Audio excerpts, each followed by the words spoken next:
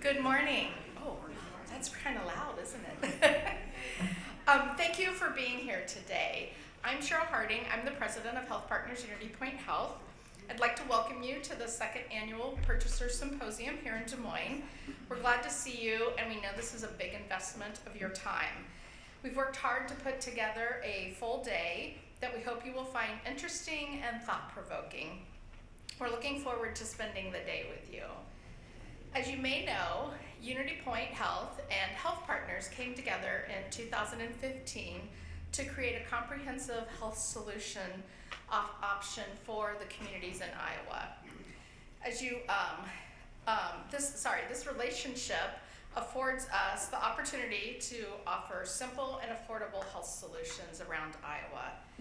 I'm proud to introduce the Iowa team, so I'm going to ask all of you to stand.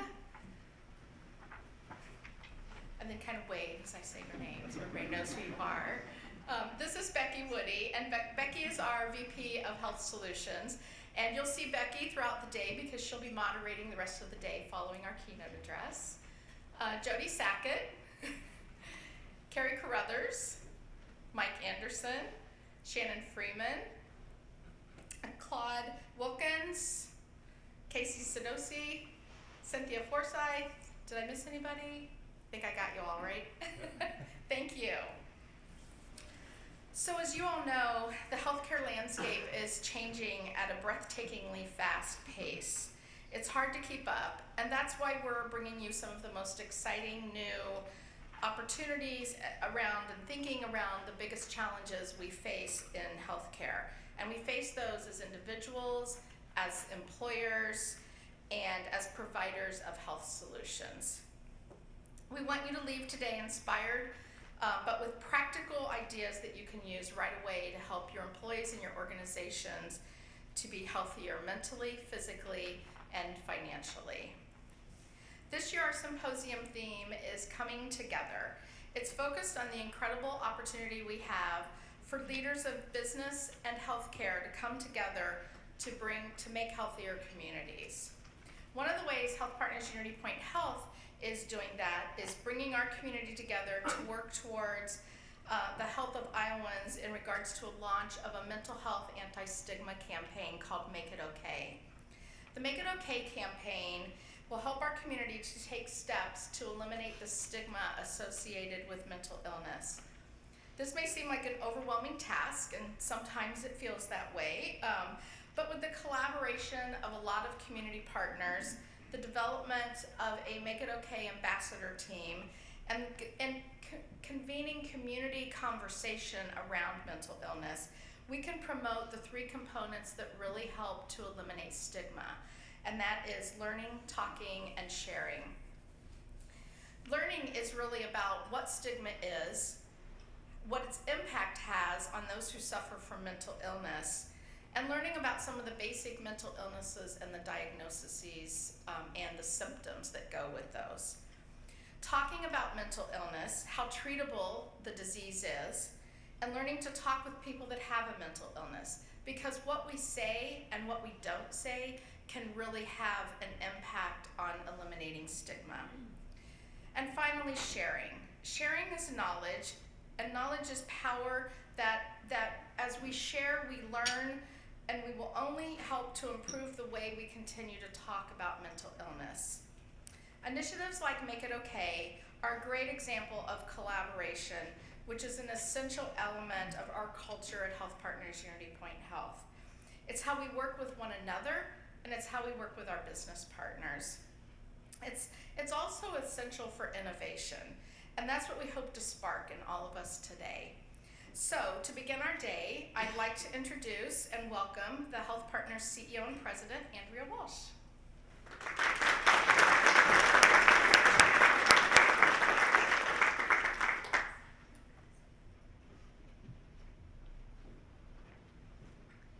Thank you, Cheryl. Well, I am so glad to be here today, and I just want to say good morning and let you know how glad we are that this is our second annual Purchaser Symposium here in Des Moines. And as Cheryl said, I think we've got a great agenda in store this morning. We really appreciate your partnership with us as we bring new choices to this marketplace. Today we're going to focus, and in my remarks I want to focus a little bit on something Cheryl mentioned, which is how are we making it simple and more affordable for people in this community and in Iowa to have good health plan solutions. As we talk about that, I think what will become apparent to you is it's all about partnership. It's something that no organization can do alone, and partnership ultimately makes the difference. And as we think about our partnerships with brokers and with employers in the community, we know that the only way we can have healthy community is through our work together. So as we start off this morning, I think it's a good place to start is vision. Where are we headed and what do we want to achieve at HealthPartners Unity Point Health? And most importantly, it's not about us, it's about you. How does it relate to what you want to achieve for the employers you work with, or if you are an employer, for the employees and families that you have and rely on to make your organization successful. So at HealthPartners, our vision is health as it could be, affordability as it must be, through relationships built on trust. And we believe that each individual really wants the best health they can possibly achieve. And that's why we selected could be. We recognize that we all have different health potential. You might have noticed, or you may not have, I'm sporting a tennis shoe. And that's because I had a little foot surgery a couple of weeks ago. And so in my own health journey, I'm in the mode of recovering from some foot surgery, and I'm glad to have graduated from the boot to the shoe. But nonetheless, I mean, we all are in different places. We all have different health status. We all have different health potential. And what's important is we only get one body, right? So how do we take care of it? And how do we rely on each other for the support we need to achieve our best health? Mental health, as Cheryl mentioned, is another area where we need each other. We need that partnership to achieve health as it could be. Affordability, it's a big issue. It's a big issue not only in Iowa, but across the country. So how do we work together to make sure everyone has access to high quality care at the lowest possible price, the lowest possible cost to deliver it? Nobody wants to sacrifice quality for cost, and yet there are too many people who can't afford to access health care because of how expensive it is. So we're going to talk about that a little bit today. And then relationships built on trust. Really, for us at HealthPartners, that relationship begins with patients and members, individuals, our relationship with those we serve. It also extends, though, to our relationships with employers, brokers, our relationship to providers, and a very important relationship here in Iowa, and that is the relationship between HealthPartners and Unity Point Health. As we came into this relationship together, we both wanted to see Iowans have new opportunities to buy health care coverage, and that's what we're about. Producing health plan options that allow you to achieve that vision of health. So let me give you a quick snapshot of HealthPartners, because some of you may know us, and for some we may be brand new.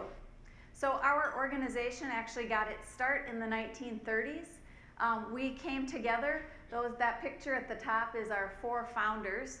They were community leaders in the Twin Cities, in Minneapolis and St. Paul, and they came together because back in the 30s, the leading cause of bankruptcy in the Twin Cities was healthcare costs.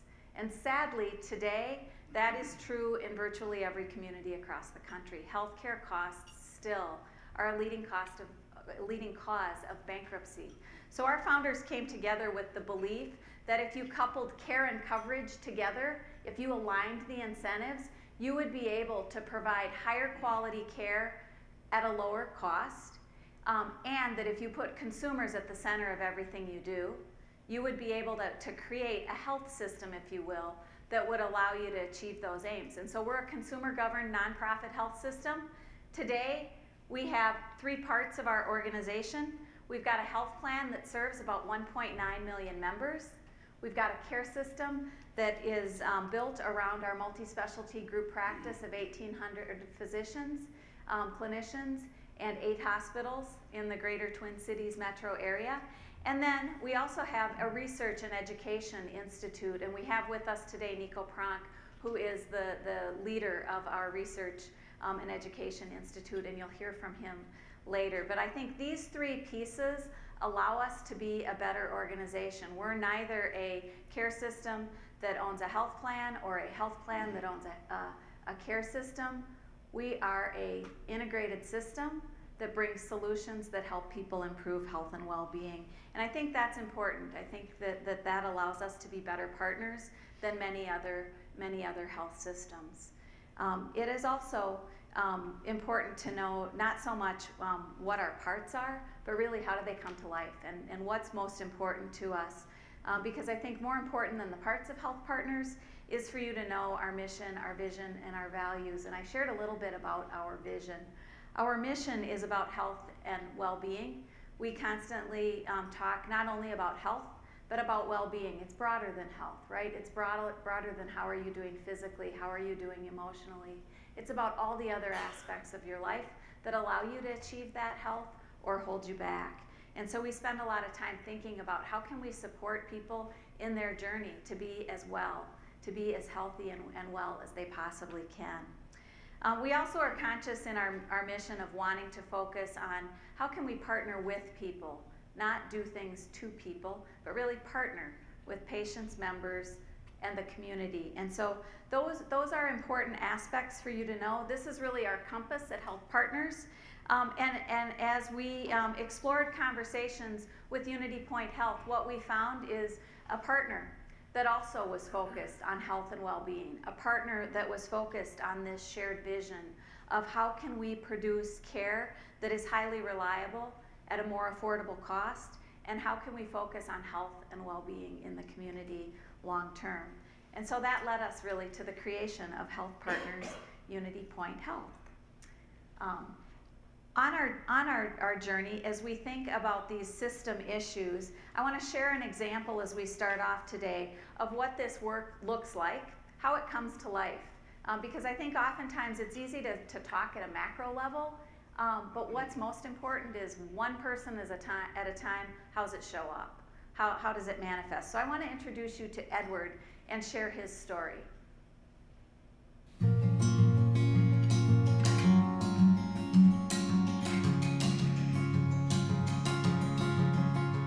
It was a scary time in my life, but I had someone to keep me on track to recovery.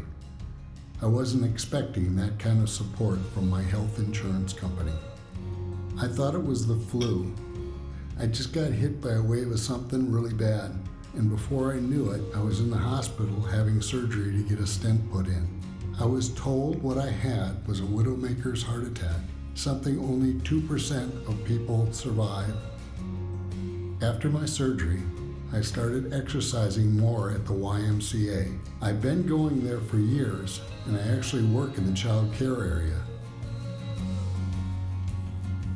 The Y was a big part of my road to recovery.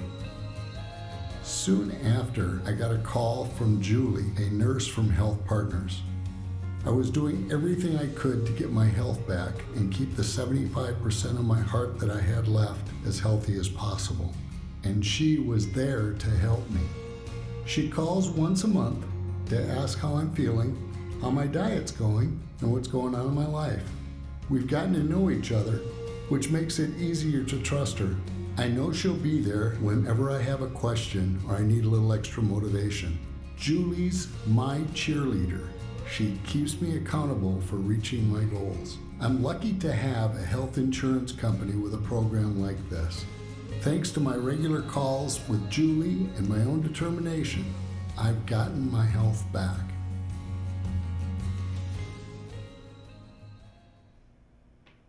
What I love about Edward's story is I think it really demonstrates the best of what we can do together. Deliver great care, provide great coverage, and most importantly of all, have teams that are available, easy to access, people that can help look after you, support and encourage you every step of the way. And so that's exactly what we're about at HealthPartners Unity Point Health. We want to be there for every individual member that we serve. And so as we think about Edward's story, that's a story about getting it right. That's a story about how the system works when all systems are a go. We know, though, in the healthcare industry, it doesn't always work that way. And so over the course of the past year or so, we've been engaged in a dialogue with people across the community around what is their experience? What's their experience with healthcare? What's their experience with health insurance? What's their experience? How do they think about health? And what do they need? And I want to share with you what we've heard broadly. And I don't think it'll be any surprise, but it certainly doesn't sound like Edward's story. So I won't read this out loud to you. I think you can read it yourself, but I would ask as you read this, does it surprise you? I think for most folks, yeah, heads nodding, nope. I mean, this sounds like the health system in the United States, right? Sometimes can be complicated, hard to navigate, you can feel lost. It oftentimes doesn't feel like you have partners. So I don't think it's a huge surprise, but I think it sets the bar for what our challenge is as a system. If we want to have more experiences like Edward's, what do we need to do and how do we need to act? And so as we've reflected on the conversations we've been having, we've embarked on a journey. And I want to share that journey with you today. And that journey is really about making it simple and affordable. And we know it's a tall order. There's a reason we chose making it in front of simple and affordable. We know if we said simple and affordable, that's us, that people would roll their eyes and say, that's not the system that we know anywhere in the United States. But the thing we know for sure is it's what people want and expect from us. And so we are on a path to make it simple and make it affordable. We know that people want care to be simpler, easier to access, to be more convenient. We know people want it to be easier to understand, whether it's what your diagnosis is and what treatment steps are next, or if it's your coverage, what's covered and what's not covered. People are crying out for solutions that are easier to understand, and they want the financial security, and they want the peace of mind of knowing they're in good hands when they need care. And we know actually that simple and affordable, it may sound transactional, but it's actually really relational. You can't have a relationship, you can't build trust, you can't be reliable if it's not simple and affordable. And so the more complex your healthcare need is, the more important it is that we provide an experience that's simple and that's affordable. Making is chosen because we recognize it's a journey, and it is also a conscious term. What is it? Well, you know what? In the conversations when we talk to consumers, when we talk to patients and members, real people, it is everything. It is everything from the paperwork to what happens in the exam room. There is not much in healthcare and health insurance today that's simple and that's affordable, and so we've got a lot of work to do. And I want to share, as we embark on that work, what's it look like? Because from our vantage point, there are two really important pivots that we need to make as an organization and as an industry to achieve our vision and to be able to make it simple and affordable. So what are those pivots? Well, there are two of them.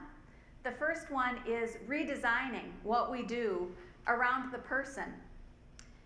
It's about shifting how care relates to individuals, to you, to me, to our families, to our employees. It's about Edward, more experiences like Edward.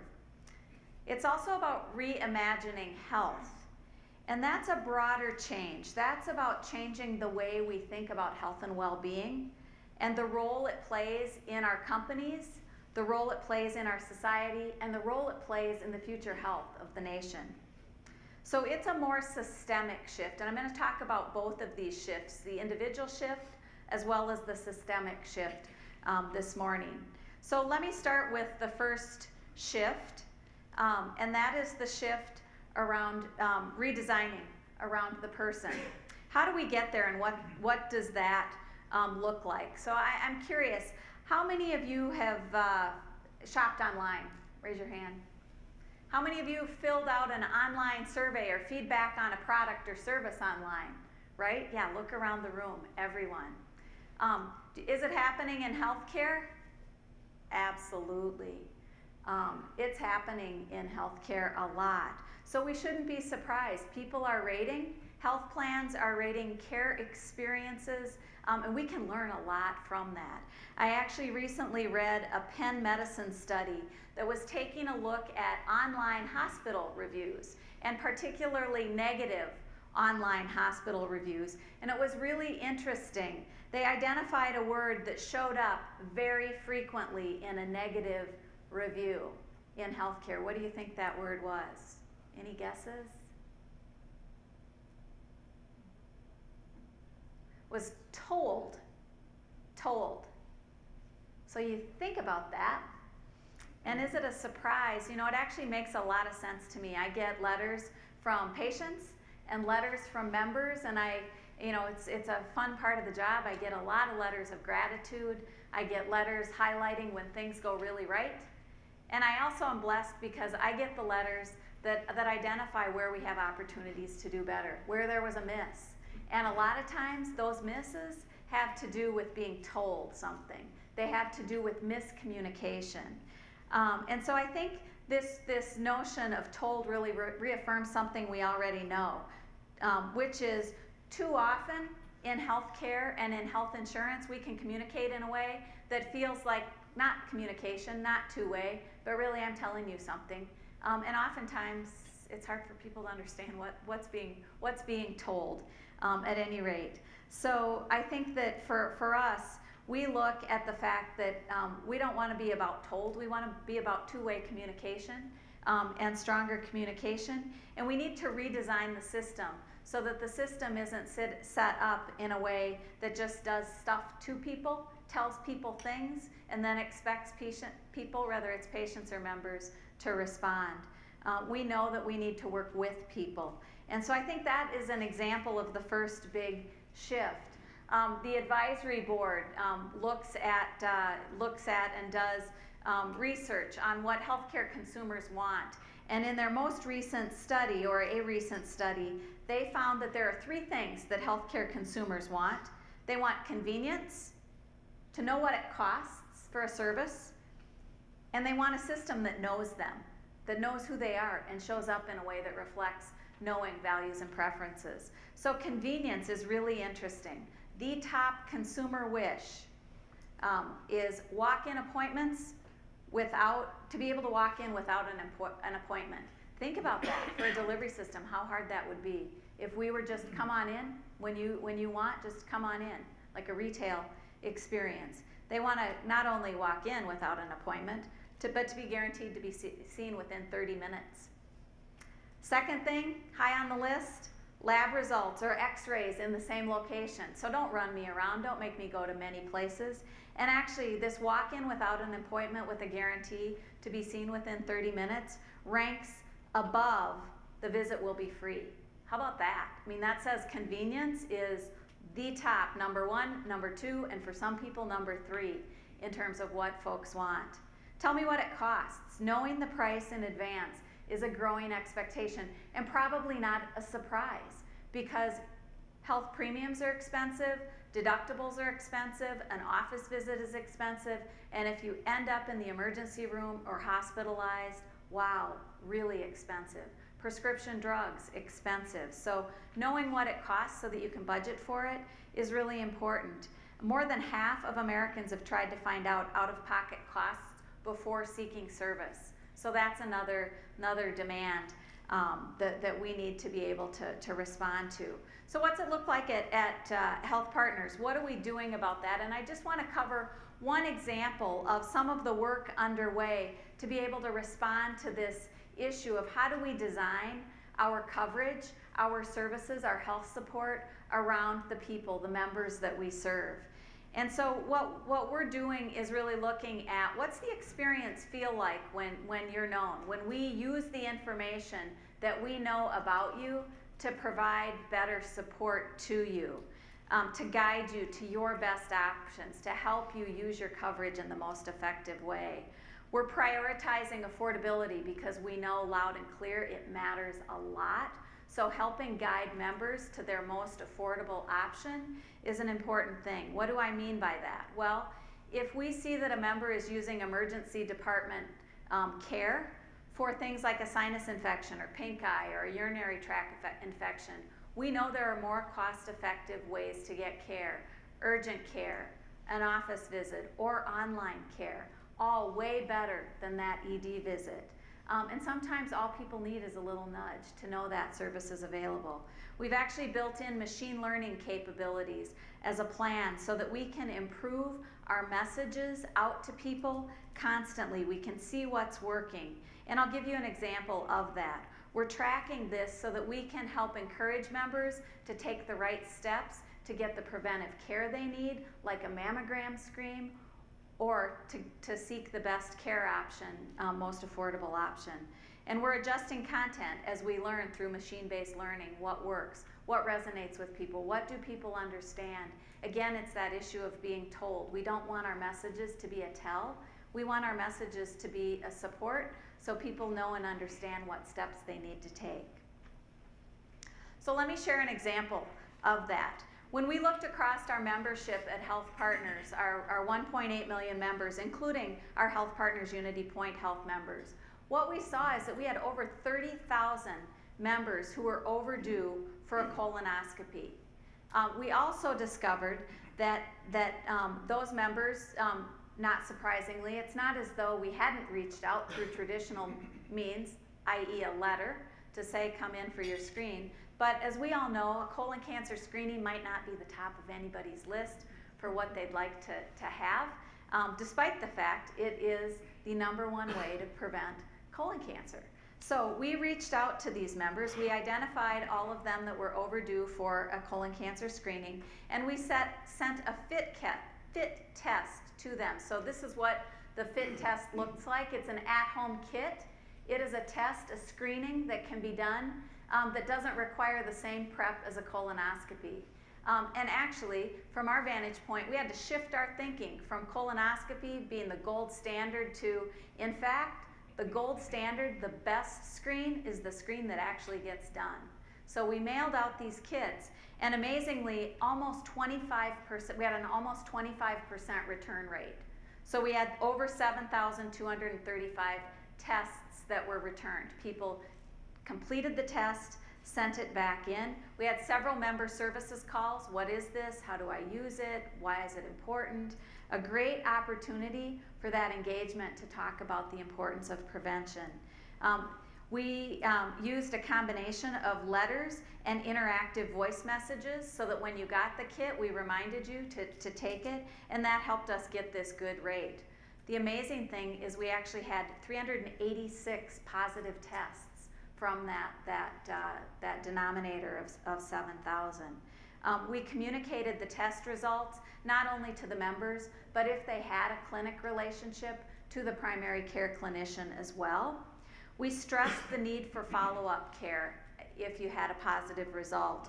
And the good news is for those positive results, of the 386, 186 actually have followed up. And I think that's really great news. Of the 186 that followed up, 120 of them needed and got a colonoscopy. Of that, 76 of that 120 had precancer polyps. So those polyps are removed, and that really counts as preventing cancer. Those polyps are on their way to becoming cancer in many people at some point. So 76 people had polyps they didn't know about, and we were able to remove them and make sure they got the care they needed. And 4 people had cancer. 4 people walking around overdue for a colonoscopy who had cancer and had no idea of it. So in our book, there's 80 people out of that 30,000 that as a result of a fit kit mailed to their home today have the opportunity for better health as a direct result of this personalized outreach. So we're going to do more like that. We had 12 examples, or 12 different outreach campaigns this past year, and there are more we'll do in the future. The other interesting and important thing around colon cancer screening is the other thing that we discovered is among our 30,000 members who were overdue, we had a far greater number of members from communities of color who weren't going in to get their screening. And so for us, We've been on a journey at HealthPartners related to health equity and really want to see health equity achieved so that every single member that we serve, irrespective of their race, their ethnic origin, the language they speak, there are many lenses on diversity.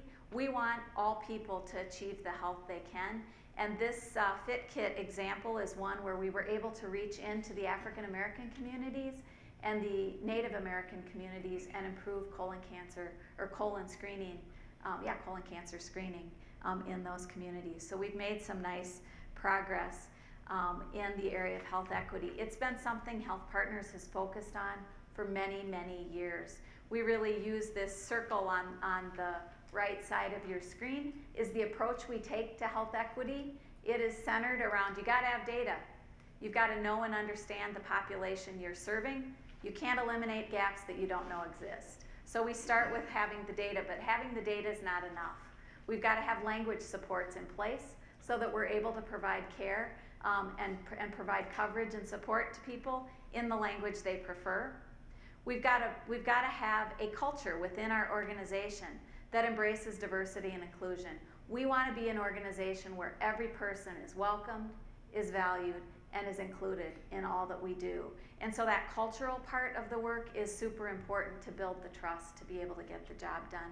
And then last but not least, partnering with communities. This isn't work that can be done alone. Health equity can't be achieved without community partnerships. And I think the mental health partnership is a great example of the kind of community partnership that allows you to build trust so that people can be confident in the communications and in the approaches and the work that you do with them. So we just this past January received from CMS a Health Equity Award. And that Health Equity Award was to call out 3 areas where HealthPartners has made progress in health equity, in closing some of those healthcare disparities gaps. What were they? Well, no surprise, the FIT test, colon cancer screening, was something that CMS, the Center for Medicare and Medicaid, called out as a top result across the country. The other was narrowing the disparities gap that relates to antidepressant medication use. So we found that when we looked at medication use among our white population and racial and ethnic minorities, we had a gap. We had an 18.7% gap if you were white versus from a community of color. Over the course of 3 years, we were able to narrow that gap to 12.8%. So we have a gap still. It's 12%, 12.8. We still need to work on closing it, but boy, we've made some important progress and we'll continue on that. And then last but not least, we nearly eliminated the gap in mental health length of stay for patients who speak English as a second language. Through use of simultaneous interpreter services, we were able to narrow that gap. So I think that has been good work as it relates to how do we improve care for individuals. I'm going to, in the interest of time, jump over this slide and talk about where we're headed next in terms of this first shift. Where we're headed next is more of the same, a lot of work underway. We want to help people navigate to the right care and the right venue, and clearly the personalized outreach using web and mobile is one way at it. CareLine, the number on the back of your card, another way at it, or the My Unity Point Health Nurse Line, a third way at it. So we want a lot of ways to be able to reach members. We also want to engage members who can benefit from our care and support services. And so we're using capabilities. A lot of times we don't have our members' email addresses or phone numbers, but we know there are members who could benefit from our care and support services, and they frequently go to our website. So when they go to our website, we're able to drop unique messages to them. I think of this as the equivalent of Amazon Prime shopping experiences, right? You look for one thing and lo and behold, you start to see it everywhere. We do that for our members. If we know you're overdue for a screen and you're on our website, for one thing, you may see other messages show up. And it's our effort to use what we know about you to help support you in health. And then more tech-enabled health. There's a lot of work that we can do to help support people through particularly our members with chronic illness and disease. Our research institute recently published a telemonitoring study looking at people with high blood pressure, and found that through use of a remote blood pressure management system in conjunction with primary care relationships, we're able to improve control of blood pressure. And so that's something we're excited about and we think holds a lot of potential. Let me jump to the second area of work that we have ahead, and that is, how do we reimagine health? What do we need to do as an organization to really rethink what health means, to make those systemic changes that have to happen in this country and in this community to make things better? So part of reimagining health is changing the way we think about value. As we reimagine health, we think about it as a mindset shift and shifting from sick care to health outcomes, to thinking about what health and well-being leads to in terms of vibrancy in the community. And so from our vantage point, we look at how do we change the payment methods that allow us to produce better health as opposed to just taking care of people when they're sick. And so this looks at payment links that relate to volume versus payment that relates to value. An example of that is incenting payment for patients who have diabetes, and when you deliver optimal diabetes care, being rewarded for that as opposed to being rewarded when you just see a patient in the exam room.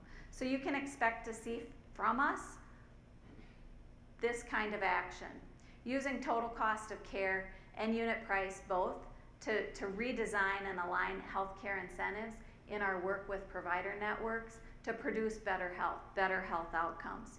You can expect us to continue to work on prescription drug price reform so that we've got better outcomes at a national level. We've got a lot of work to do there. We also know that we have work to do in the community.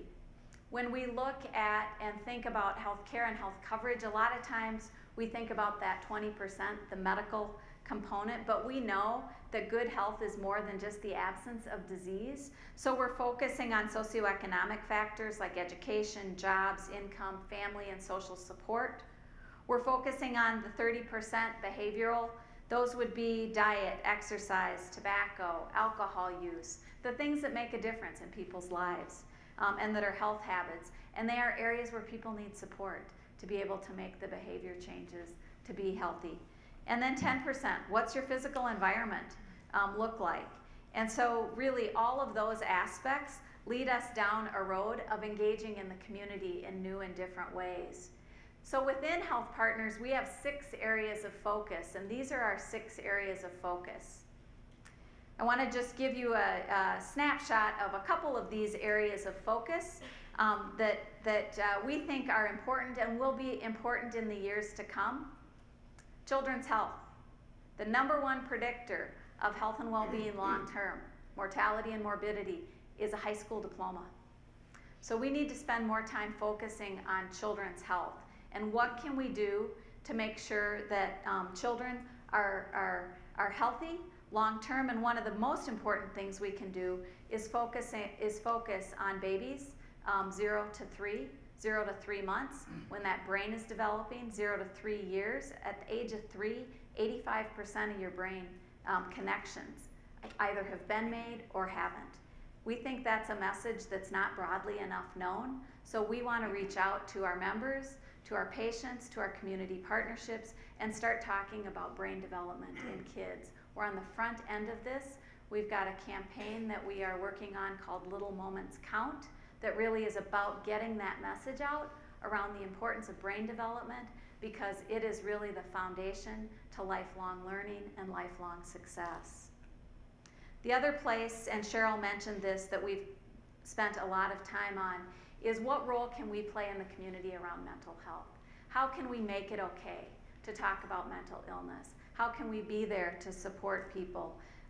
The Science Museum here in Des Moines right now is running an exhibit. I would encourage you, if you haven't seen it yet, to go take a look. I think it's an important part of the dialogue around the stigma of mental illness, and it's something that really long-term, if your vision is about health and well-being, you have to focus on mental health. So for us, we're setting our sights on how do we strengthen the community, how do we broaden and deepen partnerships, We've got a health and well-being measure that I don't have time today to go in and share with you. But what I want you to know is we know what gets measured gets done. And if we have a vision around health and well-being, we darn well better have a way to show we're actually making progress. So that tool and that measurement tool and design is something that Nico Pronk and team are leading. It is in its infancy. We're very excited about the potential because it allows us yet another way to prove out the case that integration of care and coverage, integration of health support with care can produce better health and well-being. So more to come on that. And then last but not least, because I can't resist calling it out, is boy, we need federal and state policymakers to move beyond the partisanship that just has our country so stuck. Medicaid and Medicare, the federal and state governments are big payers. They set big signal strength, and our politicians at a state and federal level either make it easier or harder for us to achieve that vision of health and well-being. I recently met with Senator Grassley's staff and the congressional delegation to talk about our shared interests of lowering prescription drug costs, of stabilizing the insurance market, and other policy issues. And you know what you find is the issues aren't partisan. The mom who needs to be able to get her teenager in for a mental health consult, there's nothing partisan about that. Or the Medicare senior who can't afford to get their drug for chronic illness and disease filled because it breaks the bank. There's no room in the family budget. There's no room in that Social Security check to be able to pay for a prescription drug. There's nothing partisan about that. And I'm not suggesting we don't need debates and dialogue, and there shouldn't be disagreements around what's the right path to take, but I do think we need to figure out a way to rise above the partisan debates, and we need to get back to an environment where our politicians are looking for solutions and are looking to help our communities move forward to make healthcare accessible for all and to make it affordable for all. So at this point, I want to just close by saying you can count on us to be a great partner for you. You can count on us to stay focused on our vision, and you can count on us to be an organization that is all about building trust and relationship with each individual that we serve. So thank you for your attention this morning. I know I went a little bit long. Sorry about that. But I really appreciated the opportunity to share some thoughts with you, and I hope that you enjoy the day. Thanks.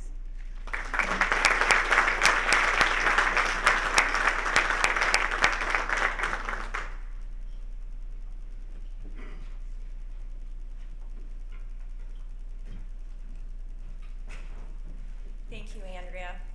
You're right, simple and affordable is easy to say, but hard to do. We're not there yet, but we firmly believe that we're on the right track, and that's thanks to strengths like integrated care and coverage, powerful data analytics, cutting-edge science, and good old-fashioned partnerships based on trust. Good morning. As Cheryl mentioned, I'm Becky Woody, Vice President of Health Solutions here in Iowa. Thank you for being here today. To show you that we mean what we say, the rest of the day will be focused on some of the latest approaches to making simple and affordable more of a reality for you, for your organizations, employees, and the communities. First, we're going to show you some of the big picture thinking being used to tackle one of the most pressing challenges to U.S. healthcare, and that's pharmacy. I'm pleased to introduce Scott Schnuckle and Young Fried from HealthPartners Unity Point Health Pharmacy team. They'll talk about why and how many employers are currently working on integrating medical and pharmacy benefits.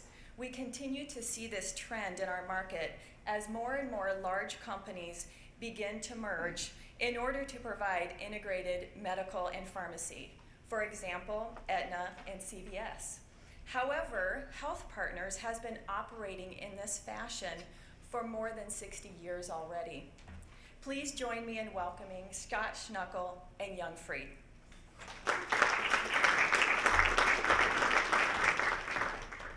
Good morning. I'm Again, my name is Scott Schnuckle. I have overall responsibility for HealthPartners pharmacy businesses, which include our operations environment. We have roughly 270 pharmacists employed at HealthPartners and many more techs.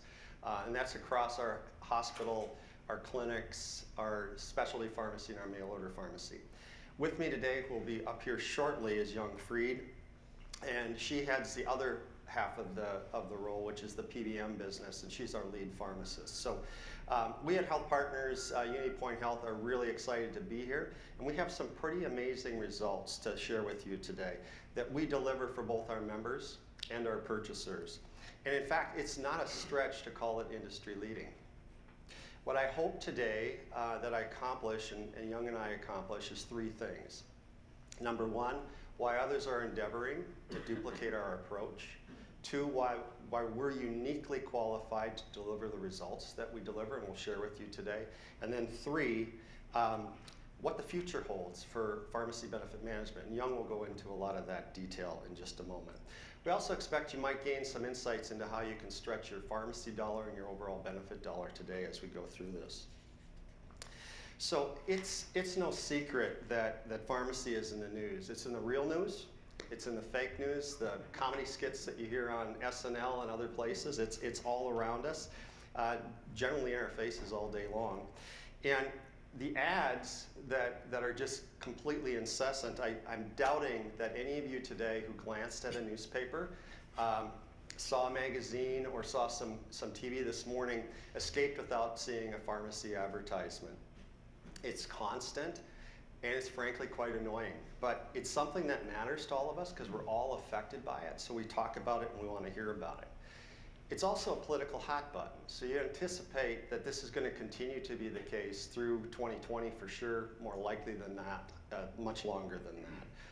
And I wanted to share one thing that I picked up just last week, and it's a fairly esoteric topic and was hidden from view for most people, but it was a topic on march-in rights. And what march-in rights are is the federal government, anytime the federal government is involved in providing funding for research and going into a new drug, we have the right as a company or a country to march in on that patent and take it over if there's egregious pricing practices in our country.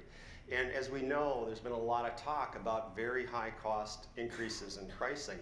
We have never exercised on those march-in rights. But last week, the administration was talking about removing our right to do that. It just seems really odd that we would be considering that at a time when we're talking about drug pricing in our country.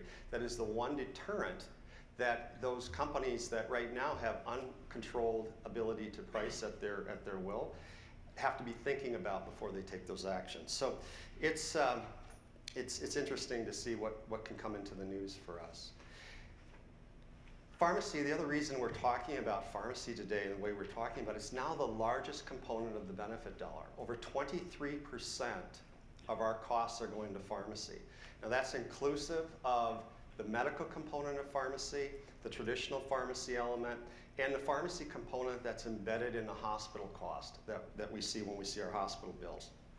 And unless there's significant change, it's very unlikely that this is going to differ over time and it's going to continue to grow. There are some changes that are afoot, and Becky just referenced this just a little bit, but significant are the consolidations that are taking place in the market. HealthPartners has always had the vision to integrate several aspects of the pharmacy component in the pharmacy equation. Now others are endeavoring to do the same.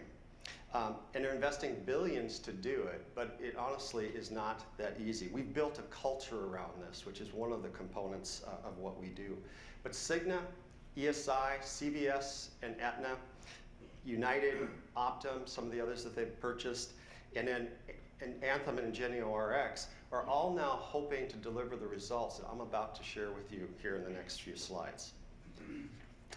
So this slide here represents the data from an Optum benchmarking study that we've done for over a decade. And what it shows is that our data, this is our results relative to Optum's insights to the market in general, national, regional, and local. Our total cost of care results are substantially below the market. If you look at the Iowa market that we're talking about today, we're 18% lower on total cost of care and 10% lower on the pharmacy component. Looking at the regional environment, we're 12 and 16% respectively. And nationally, we're 6% lower on total cost of care and 23% lower on the pharmacy component. Now that may seem too good to believe, but let me show it from another perspective. This is data. These are per member per month data points for HealthPartners in 2018 up against the two entities, ESI, Express Scripts, and CVS that published data in 2018. We're at roughly $69 PMPM. They're at ESI at 88 roughly, and CVS Health at 89.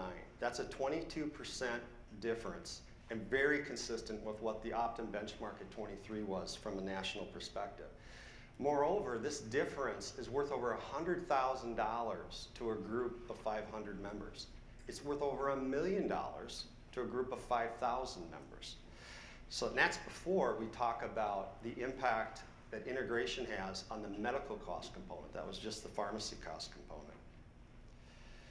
Let's look at this a little deeper. So ESI, Express Scripts, also published data around certain disease states. And so we were able to benchmark our data of the same type against theirs. And what you'll see if you focus in on diabetes, with diabetes, we're at $73 per member per year in this case. They're at $115. That's $42 per member per year for just that one disease state. And we're lower on most of the others as well. You'll notice that multiple sclerosis, we're just a little bit higher on that. And that's really representative of the fact that most of our data is coming from the upper Midwest. We have a lot of Scandinavians in the upper Midwest, and unfortunately Scandinavians have a higher prevalence of MS. So that's driving that differential that we have relative to ESI on the national level. So in addition to the affordability, which is obviously very important, we also have tremendous health results. So what this slide is showing you against our Iowa competition is how our measures, HEDIS measures, as communicated and published by NCQA, measure up to our competition. We have 26 different measures that are in the top two bands. The competition ranges from 5 to 16, so a substantial difference there. And so why aren't others already getting these types of results? And how are we getting these types of results? One of the big reasons is that we recognized right from the start that pharmacy is part of a bigger healthcare equation. So we've designed our experience and our philosophy around a member services experience that includes both medical and pharmacy. And in many ways, this is like the creation of a fine watch. Pharmacy is one of the critical cogs in that watch. If it isn't fitting perfectly, that measurement of time just does not happen correctly. Likewise, if the other components of that watch, like care management, disease management, mental health, member services, they're all dependent on the performance of that pharmacy cog to operate. They want that pharmacy cog to be operating perfectly in sync and fitting perfectly to make sure that all of those components also operate correctly. And we won't, in the pharmacy component of this, operate well if the others aren't set up to optimize it as well. So, moreover, when you look at this, like this particular watch, when you bring it all together and you look at the face of that watch that is beautiful, simple, you never see those working parts. That's behind the scenes. All you see is the elegance of clean execution of the triple aim. And the triple aim drives everything we do here at HealthPartners. So shown here are some findings from our most recent studies that were replicated, and similar results were achieved by others in the industry as well. So Cigna, Aetna, Highmark Blue Cross, and United have all done these particular studies. And these studies are comparing groups that have carved out pharmacy to groups that leave it fully integrated into the system. And it makes it clear why that integrated approach is working. So if you look at 12 o'clock on the wheel here, you'll see that we had a 38% higher identification rate for entry into our healthcare programs. That led to 90% more in-depth medication reviews. These are done by the clinical pharmacists, MTM pharmacists as they're called, and Young is going to be talking about those in just a moment. That led to 30% more people having medication changes. And with that, we had a result where we had 20% less chance of an adverse event, which ultimately led to 12% lower hospital admissions, which again, very expensive component. Ultimately, we saw 2 to 4% lower total cost of care results. And that's not just the pharmacy component, that's the total medical pharmacy element of your total health care. That's worth about $10 per member per year at the low end of that range. So how do we get these results that we just showed through the previous slide? This is a story that I want to share with you. We had a member who was a college student. She was living far away from home, and she was dealing with a very difficult condition called Crohn's disease. And as a college student, you don't have a lot of extra time, you don't have a lot of extra money. Well, her doctor recommended that she go on a very expensive drug called Remicade. Now, Remicade is it's costly, but it's also very effective. And the challenge with that drug is that you can't take it on your own. You have to go to an infusion center, so it's infused, which means it's even more expensive, and it requires a challenge with your schedule because you have to get to an infusion center.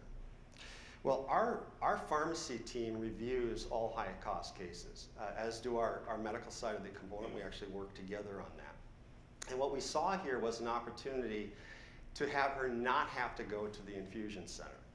But because she was living in a dorm room, which isn't very private and certainly not convenient for that care purpose, we worked with that member to be able to find an alternative spot. She wound up being able to get this service in the home of a good college friend who lived close in the area. So our team worked to make sure that we got all the documentation in place. We made sure that this infusion was covered in an out-of-state environment, because sometimes it's not. We worked with them to get through all of the transition components, and we wanted to make sure that she didn't disrupt her schedule for infusions, because that's very important to keep that on track. So the outcome of this wound up being a simpler, less time-consuming, more affordable solution. And this is an example of how we intentionally work across the medical and the pharmacy component to make lives easier and more effective for our patients. And the fact that we do take accountability for both the medical and the pharmacy component, we're able to manage the entire process. If we didn't have that, we couldn't do it the same way. So how do we do this? Well, as we drive for that simple and affordable pharmacy solution, we leverage 3 elements: the right culture, the right partners, and the right drugs. And now Young's going to come up and go deeper into this and how we do this as a company. Thank you.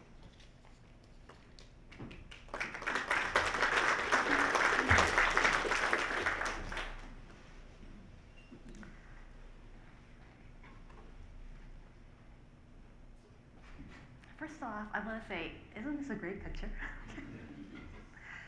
And this is actually a picture of our pharmacy team at HealthPartners Beauty Employee Health.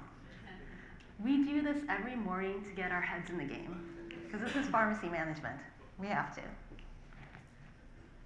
Now, we all know that healthcare is complex. The nature of what we do and what we're trying to do means that we need each other's help. Need each other more than in many industries. This work that we do is hard, but it's of tremendous value. But when we have problems, these problems can be so difficult that sometimes the only thing that keeps us going, besides our commitment to our members and patients, is our colleagues, right? Colleagues who know us, where there's a wealth of social capital. These are people that we could rely on to really help solve problems for our members with us. And having an organization that has this culture of helpfulness is the kind of organization that's going to help your employees, your clients, get the best healthcare experience. So culture is our first key ingredient in making the secret sauce, the result that Scott shared with you earlier. This culture of healthfulness is really all about trusted teamwork. Now, just like in this picture, and I know this is a silly picture. We've got people doing all kinds of weird things. We have folks standing on each other's necks. It's silly. But look at the strength. Look at this execution, right? This requires a lot of practice. You've got to do it over and over again in order to execute this correctly. This also requires a lot of trust. You need to know who and where to lean on to get that right support to execute. Now, in many teams, everyone is essential, but there are specialists. And within the pharmacy management, some of our strongest players are medication clinical experts. And we call them medication therapy management, or MTM pharmacists, as Scott stated. So just as nurse case managers are important under the medical benefit, these MTM pharmacists, pharmacy case managers, are just as important under the pharmacy benefit. They really dig into less than optimal medication situation, and sometimes poor, and they turn things around. So these clinicians, these pharmacists, have tremendous value. And I'm not just saying that because I'm a pharmacist. I mean that. And we want to extract all of that value, and we want to provide it to our members and our purchasers. So connecting your MTM pharmacists to the rest of the healthcare team is really going to help achieve the results that we see for HealthPartners, Unity Point Health. So having shared with you the importance of our pharmacy case managers, these MTM pharmacists, here are 3 key relationships that we leverage to get the best result, the best outcomes, experience, as well as managing costs. The first is a strong bi-directional relationship between medical and behavioral case management and pharmacy. Now, we get integrated data combining pharmacy and medical, and we identify these high-risk members based on if they potentially would have a bad outcome or high costs. And this data is great, but you need more than just great data. You actually need to act on it, right? And so at HealthPartners Unity Point Health, what we do is we have regular rounds between nurse case managers and our MTM pharmacists. They really identify the unique needs of these members, patients, and try to meet those needs from both a pharmacy and a medical perspective. So that's the first key relationship. The second is we have member services and pharmacy. And Andrea talked about this a little bit, so I want to go into this a little bit more, because pharmacy is the most frequently used plan benefit. Consequently, we get a lot of calls. I know some of you get those calls as well, right? And so because we get a lot of calls, this means that there are a lot of opportunities. In fact, 44% of calls into our member services is pharmacy related. Think about all the missed opportunities if you don't have a great relationship between member services and pharmacy benefit management. And I want you to think about a member calling to ask whether their drug is on formulary. Now, our member services could use that opportunity to not only meet their immediate needs, but also needs that they're not even aware of, like the colorectal cancer screening, right? They could talk about that. Or if they're a diabetic who hasn't seen their primary care physician in quite a while, maybe help them make an appointment. So this relationship is really key. The third relationship is plan to specialty pharmacy oversight. There's many specialty drugs for certain conditions that reside on both medical and pharmacy benefit. And drugs used to treat inflammatory conditions like rheumatoid arthritis, these are great examples.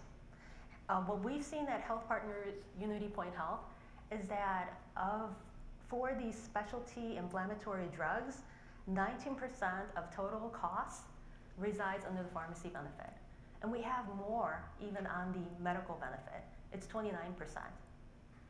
So having visibility means that we maximize safety and limit waste because we do have this oversight. And I'm going to give you an example of this a little bit later.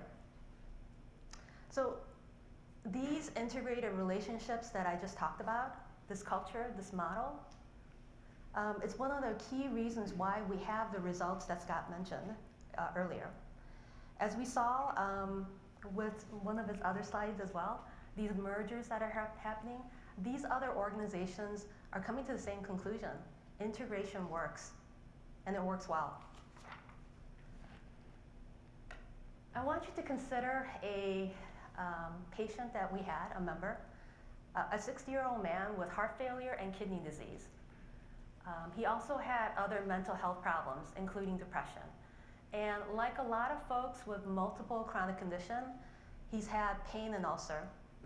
Now this man was identified by our case management area and referred to our pharmacy team because he was on a ton of medication. And so this member could easily have been a hospitalization waiting to happen, but he didn't because our pharmacist worked with his provider and made some changes to his medication. Remember, I said that this patient, this member, had kidney disease. That means he really can't break down drugs in his body as we normally do. And because of this, the pharmacist reduced dosages, changed dosages on 3 of his medications, eliminated 3 other medications because he just didn't need it, and started counseling on weight loss. He felt much better, and he avoided that hospitalization. So this is a case management to pharmacy handoff. The opposite happens just as well. And as you can see, it's clearly needed.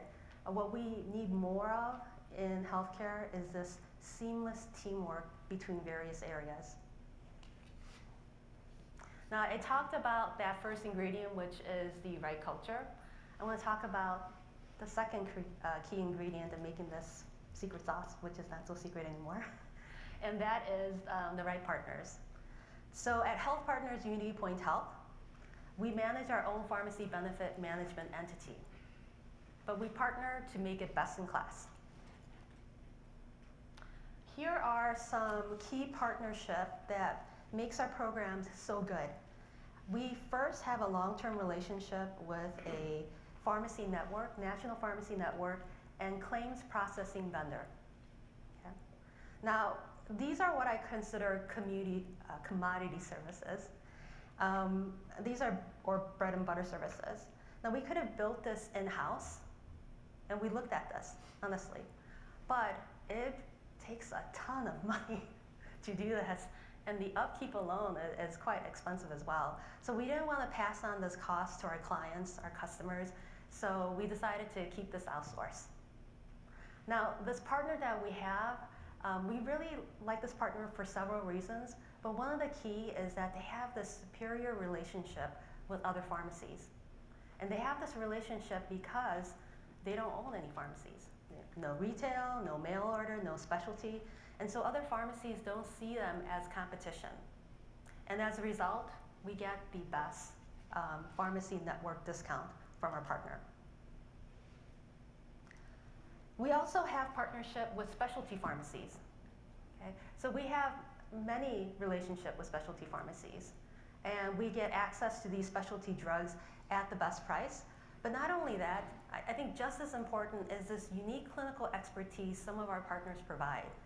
Now we do have a national specialty pharmacy store that really anchors our specialty pharmacy program, but we have other relationship with local specialty pharmacies. And we have these relationships because, as I mentioned, those unique experiences and expertise. And these are, for example, in 2 areas. One is hemophilia medication, and the second is infertility health solutions. So, having spoke about the 2 other partnerships we have, I want to mention the last one, which is care providers. And this is my favorite. Care providers, because we have a special insight into this since we are care providers. We work with a lot of clinicians, and all of our provider payment, provider partners, payment and performance metrics include pharmacy quality and affordability objectives. So at HealthPartners Unity Point Health, 90% of our members are under total cost of care arrangements with their providers. This means they're at risk for pharmacy. A big reason why we have 91% generic drug utilization compared to 86% that others PBMs have is because of this different relationship with our providers. Now this is a really important stat for you to keep in mind because generic drugs, the cost on average is around $20 a claim. Okay, that's both plan and member costs. Compare that to the cost of a traditional brand claim, and this is net of rebate, it's around $265. And then specialty drugs per claim cost, it's $4,800, and this is all net of rebate. So the difference is really significant. The more you drive to generic utilization, the more affordable your pharmacy cost is going to be. And so this relationship with our providers really helps us, get these great results. We also want to be good partners to our providers, to our clinicians. And so we've been also working on different innovations and technology to help clinics. And I want to talk about two of them. The first one is real-time pharmacy benefit check. Anyone hear of this? Anyone in the tech area? No? Okay. Maybe not. So real-time pharmacy benefit check, it allows clinicians to see pharmacy benefit within their electronic medical record as they're seeing our members. Let's think about that. That's pretty amazing, right? So our physicians that have access to this in our network, they're able to see what the member cost is, if the drug is formulary, if there's a prior authorization on the drug, and what the formulary alternative is if it's a non-formulary drug or the drug has a PA. Right? That's going to give a better experience for our members and our providers as they're selecting medications. So I'm really proud of that. The second technology is electronic prior authorization. Amazingly, most of the prior authorization requests in the US is still fax. In this day and age, it's still fax. It's heartbreaking because fax prior authorizations are really time consuming. I know that our providers do not like it, right? Our members don't like it as well. And honestly, on the plan side, we hate it. It takes a lot of resource to handle faxes. I'm happy to say that at HealthPartners Unity Point Health, almost 70% of our prior authorization requests are electronic, not fax, right? That means turnaround time for these reviews, for these approvals, could be done in minutes, not hours, and not days. So we're gonna make this process even better, even faster moving forward. The last care provider I wanna talk about is working with community pharmacies. So community pharmacists are clinicians that see our members the most. And so we really support the use of these pharmacists to help monitor and care for our members in between visits to their clinics, right? We want them to reinforce care plans that their providers have established. And we have a relationship with community pharmacies now. And they work on medication adherence, as well as other clinical program goals for chronic conditions such as high blood pressure and diabetes. So we're really happy to work with a lot of our community pharmacies. Now, I mentioned a story. I promised you a story before, and so I'm going to talk about it. But first, I want to ask a question. Is anyone familiar with Stelara? Ah, all right, thank you. So Stelara is a specialty drug. It's very expensive. It's around $18,000 per usual dose. One dose. And for some, it could be over $100,000 in cost annually. Stelara is used to treat a disease called Crohn's disease. Crohn's. And this is really like a intestinal inflammatory disorder. And the dosing is really specific. So the first dose is infused in the doctor's office typically over an hour. And then the second dose, as well as all ongoing doses, are self-administered injection in your skin. So there should be 8 weeks between the first infusion and the second dose. And so what we typically expect to see is a medical claim for that first dose, followed 6 to 8 weeks later by a prescription claim for that second dose.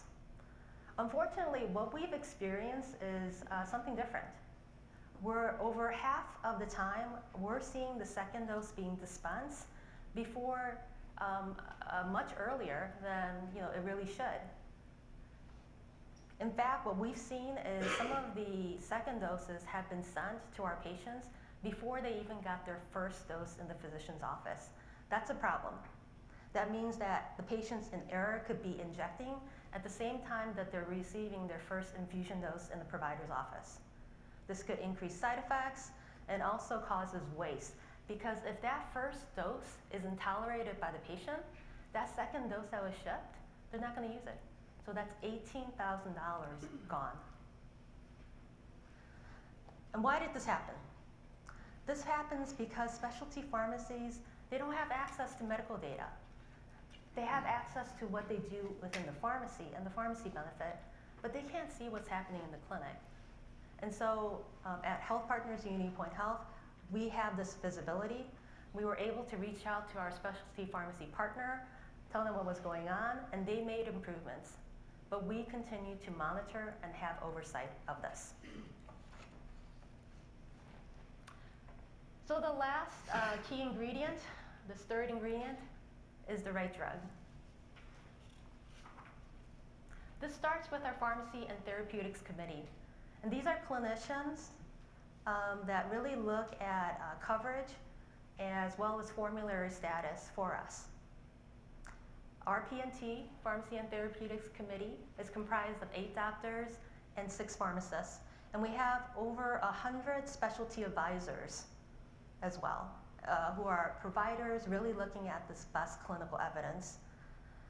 Clinicians come from our 5-state communities.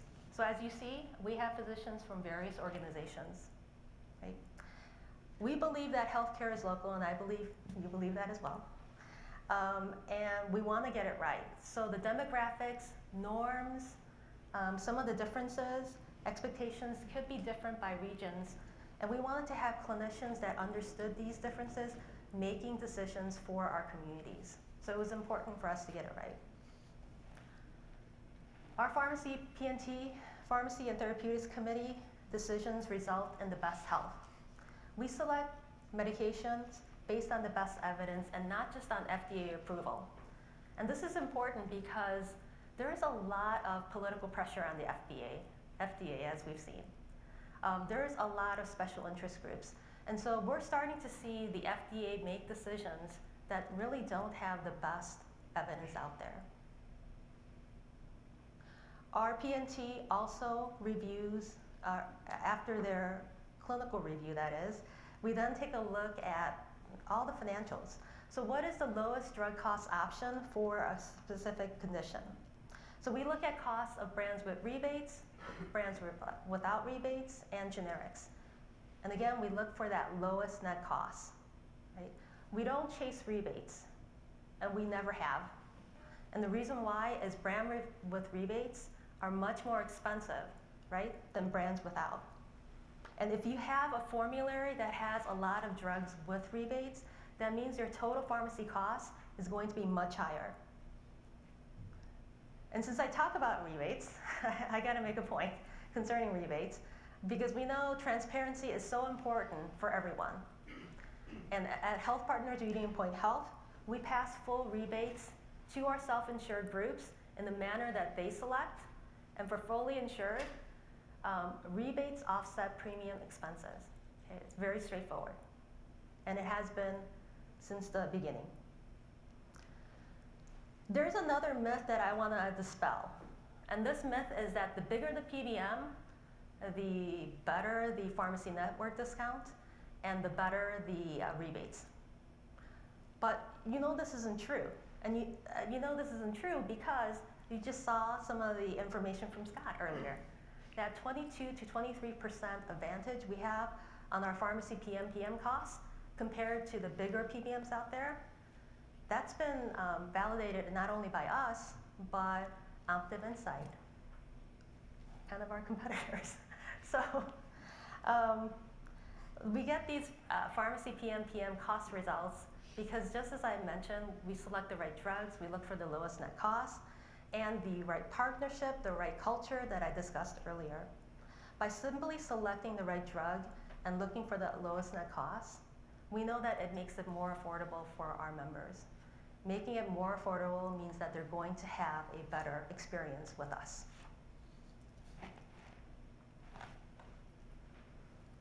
Pharmacy management is changing. It's not just about administration having a drug list or managing unit drug costs, right? It's more and more becoming disease and case management. It's coordinating care among the various referrals, specialists, pharmacists, behavioral health, and others to make sure member treatment is optimized and safe. It's educating members on their conditions because they really want to know what's going on.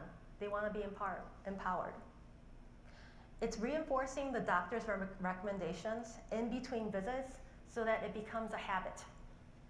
And maybe clearly explaining, and for some it will be for the first time, that your well-being impacts how fast or slow certain conditions will deteriorate. Psoriasis is an inflammatory condition that results in scaly, dry, itchy skin patches, and it can be painful. It also represents a lot of expenses for our members and purchasers. So I want you to imagine Sarah. Sarah has moderate psoriasis. It's debilitating, it's unsightly and painful, so she misses work. She doesn't go out as much with her friends either because she's embarrassed by how her skin looks. She gets depressed. And depression actually occurs in 60% of folks with psoriasis, and 10% even consider suicide. Sarah also has high blood pressure and high cholesterol. These are strongly associated with her condition.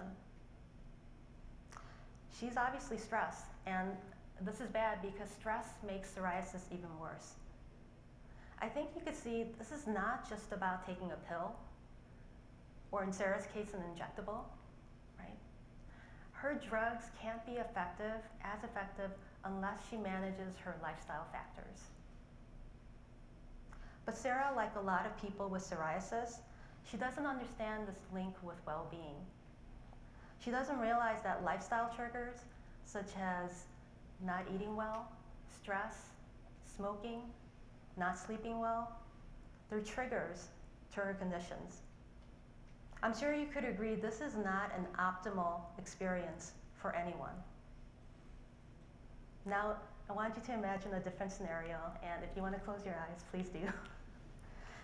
Imagine Jeff, someone with mild to moderate psoriasis, who was just diagnosed, but was also provided a patient support program that's an extension of his dermatologist and health plan team.